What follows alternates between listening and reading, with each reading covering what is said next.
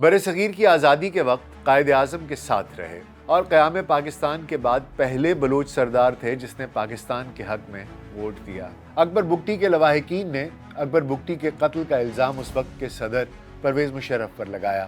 نواب محمد اکبر خان بگٹی نے جب پہاڑوں کی چوٹی پر دو افراد کے کندھوں کا سہارا لے کر چلنا شروع کیا تو وہ لمحہ ایک فوٹوگرافر کے لیے تصویر بنانے کا بہترین موقع تھا۔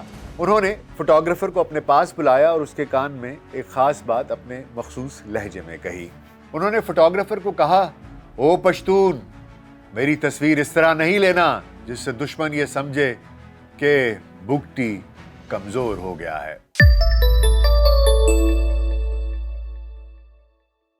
ویلسی پوڈ کاسٹ میں ڈاکٹر ناصر بیگ کے ساتھ آپ کی خدمت میں حاضر ہیں۔ السلام علیکم۔ نواب محمد اکبر بگٹی پاکستان کے مشہور بلوچ قوم پرست سیاسی رہنما، جمہوری وطن پارٹی کے سربراہ اور سابق گورنر و سابق وزیر اعلیٰ بلوچستان تھے۔ 12 اکتوبر سن 1927 کو نواب مہراب خان کے ہاں ڈیرہ بگٹی میں پیدا ہوئے۔ نواب اکبر خان بگٹی کا مکمل نام نواب شہباز خان بگٹی تھا۔ بعض روایات کے مطابق 12 جولائی 1926 کو بارکھان میں پیدا ہوئے۔ لاہور کے ایچسن کالج میں تعلیم حاصل کی اور پھر اس کے بعد آکسفورڈ سے اعلیٰ تعلیم حاصل کی۔ وہ سن 1946 میں اپنے قبیلے کے 19ویں سردار بنے۔ انہوں نے حکومت کی خصوصی اجازت سے Pakistan civil services academy CPAS جو کہ اب CSS ہے، اس کا امتحان دیے بغیر تربیت حاصل کی۔ بعد میں وہ سندھ اور بلوچستان کے شاہی جرگے کے رکن نامزد ہوئے۔ برصغیر کی آزادی کے وقت قائد اعظم کے ساتھ رہے اور قیام پاکستان کے بعد پہلے بلوچ سردار تھے جس نے پاکستان کے حق میں ووٹ دیا۔ 1951 میں گورنر جنرل کے بلوچستان سے مشیر مقرر ہوئے۔ 1957 سے 1958 تک ملک فیروز خان نون کی کابینہ میں بحیثیت نائب وزیر دفاع شامل رہے۔ 1960 کی دہائی میں وہ چھوٹی قومیتوں کے حقوق کے علم بردار جماعت نیشنل عوامی پارٹی نیپ میں شامل ہو گئے۔ فیلڈ مارشل ایوب خان کے دور میں وہ کچھ عرصہ جیل میں قید بھی رہے۔ جب عطا اللہ مینگل بلوچستان کے وزیر اعلیٰ بنے تو نواب بگٹی کی نیب کی قیادت سے اختلافات ہو گئے۔ 1973 میں جب ذوالفقار علی بھٹو نے نیب کی حکومت کو برخاست کیا تو اکبر بگٹی کو صوبے کا گورنر مقرر کیا گیا۔ وہ 10 ماہ گورنر رہے لیکن بعد میں ذوالفقار علی بھٹو سے اختلافات کی بنا پر مستعفی ہو گئے۔ 1977 میں انہوں نے ایئر مارشل اصغر خان کی سربراہی میں قائم تحریک استقلال میں شمولیت اختیار کی۔ 1988 میں اکبر بگٹی بلوچستان کی صوبائی اسمبلی کے رکن منتخب ہوئے۔ فروری سن 1989 سے اگست سن 1990 تک وہ بلوچستان کے منتخب وزیر اعلیٰ رہے۔ بینظیر بھٹو نے بلوچستان کی اسمبلی کو تحلیل کر دیا۔ سن 1993 کے عام انتخابات میں وہ ڈیرہ بگٹی سے اپنی نئی جماعت جمہوری وطن پارٹی کے رکن منتخب ہوئے۔ انہوں نے قومی اسمبلی میں اردو زبان کا بائیکاٹ بھی کیا، تاہم انہوں نے سن 1997 اور 2002 کے انتخابات میں حصہ نہیں لیا۔ نواب اکبر بگٹی کی کوہلو کے مری قبیلے کے ساتھ رشتہ داری بھی تھی۔ 2003 سے سن 2006 تک اکبر بگٹی مری سرداروں کے ساتھ مل کر حکومت کے خلاف صوبے کے حقوق کے لیے قوم پرستوں کی قیادت کرتے رہے۔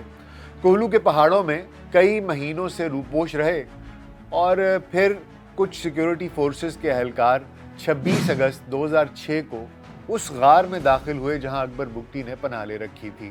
اچانک بارود کا دھماکہ ہوا جس میں اکبر بگٹی، ان کے 37 ساتھی اور سیکیورٹی فورسز کے 21 اہلکار شہید ہو گئے۔ اکبر بگٹی کے لواحقین نے اکبر بگٹی کے قتل کا الزام اس وقت کے صدر پرویز مشرف پر لگایا، تاہم مشرف نے قتل سے لا تعلقی کا اعلان بھی کیا۔ بگٹی کے قتل کے بعد پورے بلوچستان میں حالات کشیدہ ہو گئے۔ مشتعل مظاہرین نے سرکاری عمارتوں اور دیگر اشیاء کو نقصان پہنچانے کی کوشش بھی کی۔ کوئٹہ سمیت بلوچستان کے شہروں میں احتجاج شروع ہوا۔ مظاہرین کا کہنا تھا کہ اکبر بگٹی کی ہلاکت میں پرویز مشرف کا ہاتھ ہے۔ مشتعل مظاہرین نے زیارت میں موجود قائد اعظم ریزیڈنسی کو منہدم کر دیا۔ 11 جولائی 2012 کو انسداد دہشت گردی عدالت نے اکبر بگٹی کے قتل کیس میں سابق صدر پرویز مشرف سمیت بڑے بڑے وزراء اور سیاسی لوگوں کے وارنٹ گرفتاری جاری کیے، کیونکہ اکبر بگٹی کے قتل کے کیس کی FIR میں ان تمام لوگوں کے نام درج تھے۔ 13 जून 2013 को साबिक सदर परवेज मुशर्रफ को गिरफ्तार भी किया गया, लेकिन कुछ ही अरसे के बाद जमानत हो गई। लेकिन ये केस अभी भी अदालतों में चल रहा है। नवाब मोहम्मद अकबर खान बुगटी ने जब पहाड़ों की चोटी पर 2 अफराद के कंधों का सहारा लेकर चलना शुरू किया तो वो लम्हा एक फोटोग्राफर के लिए तस्वीर बनाने का बेहतरीन मौका था।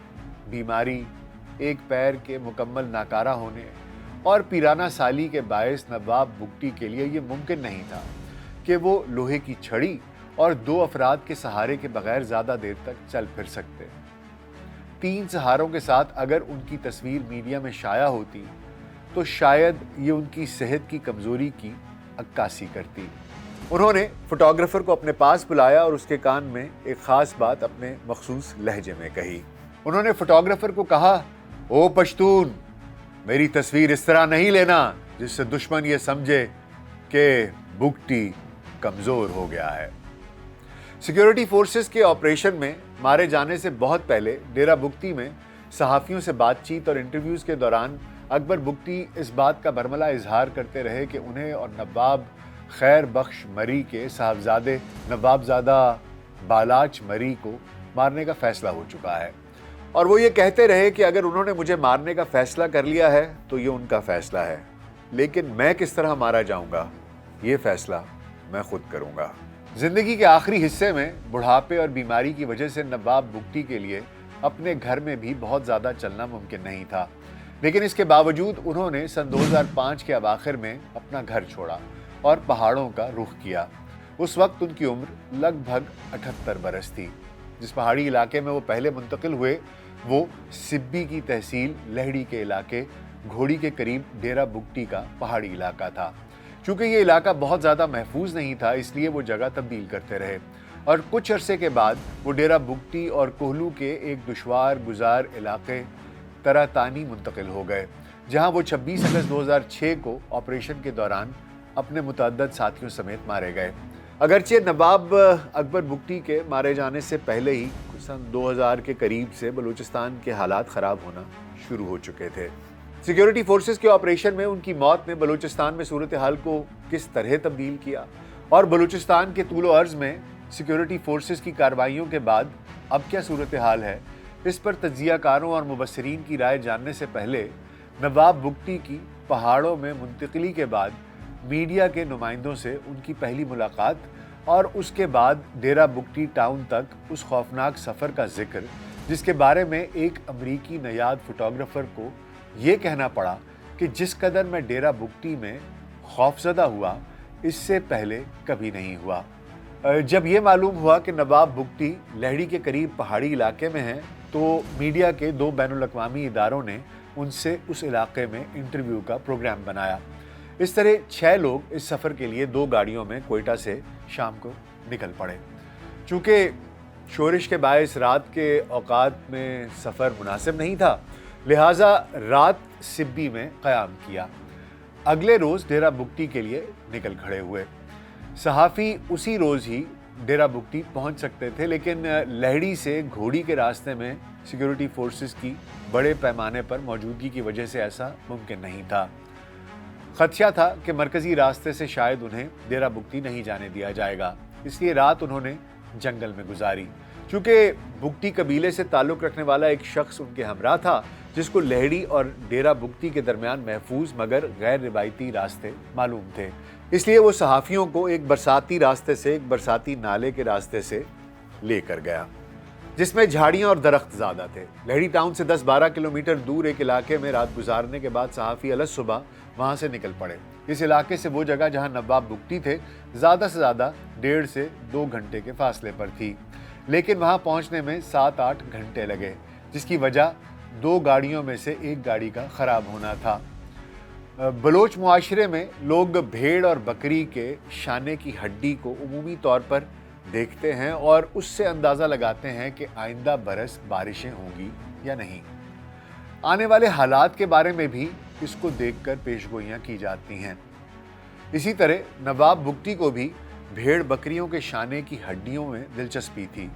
वो ना सिर्फ खुद उनको देखते थे बल्कि उनके कबीले में जो माहिर लोग थे उनसे भी पूछा करते थे कि उनमें क्या नज़र आ रहा है। ان کے پاس ایک بڑے پتھر پر یہ ہڈیاں رکھی ہوئی تھیں۔ انہیں نہ صرف اس نشست بلکہ اس سے قبل ہونے والی گفتگو کے دوران بتایا کہ جب انہوں نے اپنے قبیلے کے ایک ماہر کو شانے کی ہڈی دیکھنے اور حال بتانے کا کہا تو اس نے کہا کہ اس میں تو خون کا دریا نظر آ رہا ہے۔ یہ اس زمانے کی بات تھی جب سابقہ مشرقی پاکستان جو بنگلہ دیش بن گیا تھا اس کے حالات بہت خراب تھے اور وہاں آپریشن جاری تھا۔ نواب بگٹی کا شمار بلوچستان کے ان قبائلی رہنماؤں اور سیاسی رہنماؤں میں ہوتا تھا جو مہمان نوازی کے لیے بہت زیادہ مشہور تھے، بلکہ بگٹی قبیلے کی سربراہی کے لیے ایک شرط بھی یہی تھی اور اب بھی ہے کہ وہ قبیلے کے مہمان خانے کو چلائے گا۔ مختلف اقسام کے کھانوں کے علاوہ صحافیوں کے لیے سجی کا بھی انتظام کیا گیا تھا۔ اسی طرح رات کو بھی خوب خاطر مدارت کی گئی۔ پہاڑ کے اوپر 2 بڑے پتھروں کے ساتھ نواب بگٹی کے لیے ایک چھوٹا سا خیمہ لگایا گیا تھا جس میں ایک فولڈنگ چارپائی تھی اور اس کے سرہانے کے ساتھ ان کی کلاشنکوف پڑی تھی۔ چونکہ پیروں کی تکلیف کی وجہ سے ان کے لیے زمین پر بہت زیادہ بیٹھنا مشکل تھا، اس لیے ان کے بیٹھنے کے لیے وہاں ایک صوفہ موجود تھا۔ چونکہ وہ سردی کے دن تھے اس لیے رات کو خنکی میں اضافے کے بعد وہاں لکڑیاں جلائی گئیں اور رات گئے تک نواب بگٹی سے مختلف موضوعات پر بات ہوتی رہی اور اکبر بگٹی اپنی زندگی کی کہانی ان صحافیوں کو سناتے رہے۔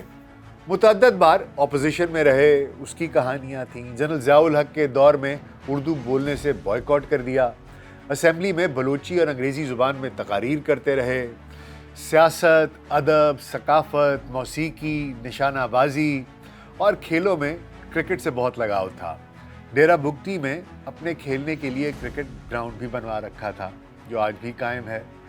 وہ سیاست کی بے رحم دنیا میں بہادری سے کھڑا رہا، اپنے مختلف ادوار میں ناقص تعمیراتی کاموں کو، افسران کی نااہلی اور کرپشن کو بالکل برداشت نہیں کرتے تھے۔ ایک دفعہ کسی ٹھیکیدار نے سڑک پر ناقص تارکول لگایا۔ نواب صاحب خود چیک کرنے آئے اور پیر سے تارکول کو رگڑ کر ٹھیکیدار کو اپنی گرجدار آواز میں طیش میں آ کر بولے، آپ میری آنکھوں میں دھول جھونک رہا ہے۔ صحافی نے بتایا کہ کچھ عرصہ قبل پہلی دفعہ نواب اکبر بگٹی کے گھر کے اندر کے مناظر دیکھنے کا، اندر جانے کا اتفاق ہوا۔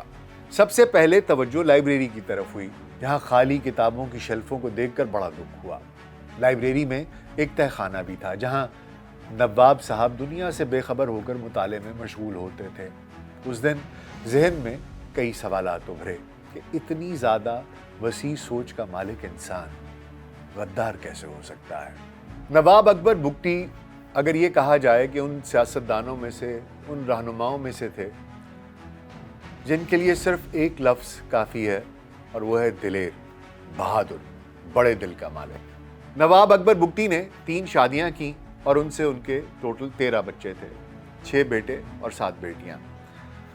نواب اکبر بگٹی کی لیگیسی ابھی بھی چل رہی ہے، ان کے پوتے ابھی بھی سیاست میں ہیں اور ابھی بھی بلوچستان کی سیاست میں اور پاکستان کی سیاست میں ریلیونٹ ہیں۔ ایسے دلیر لوگ جب چلے جاتے ہیں تو وہ خلا بڑی مشکل سے پر ہوتے ہیں۔